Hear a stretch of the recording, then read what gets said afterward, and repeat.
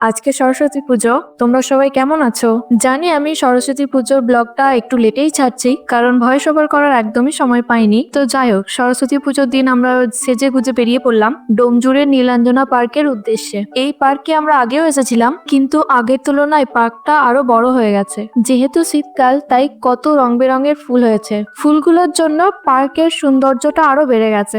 যাই হোক, আমরা বেশ কিছুক্ষণ ঘোরাঘুরি করে বেশ কিছু ফটো তোলার পরে আমাদের খিদে পেয়ে গেছিল। খাওয়ার উদ্দেশ্যে পার্ক থেকে বেরিয়ে এলাম। অত দূর থেকে এসেই খেলাম তো আমরা বাড়ির পাশেই, কারণ বাড়ির পাশেই আমাদের একটা খুব পছন্দের রেস্টুরেন্ট আছে, শিবম রেস্টুরেন্ট। আজকে আমাদের বিরিয়ানি খাওয়ার ইচ্ছে যাচ্ছিল, তাই আমরা অর্ডার করেছিলাম 1 প্লেট চিকেন বিরিয়ানি আর 1 প্লেট মাটন বিরিয়ানি। এখানে চিকেন বিরিয়ানির দাম ছিল 230 টাকা আর মটন ছিল 300 টাকা, কিন্তু হোটেল থেকে আমাদেরকে বেশ কিছুটা ডিসকাউন্ট দিয়েছিল, তাই ওই 2 প্লেট 400 টাকাই হয়ে গেছে। যাই হোক, খাওয়া কমপ্লিট।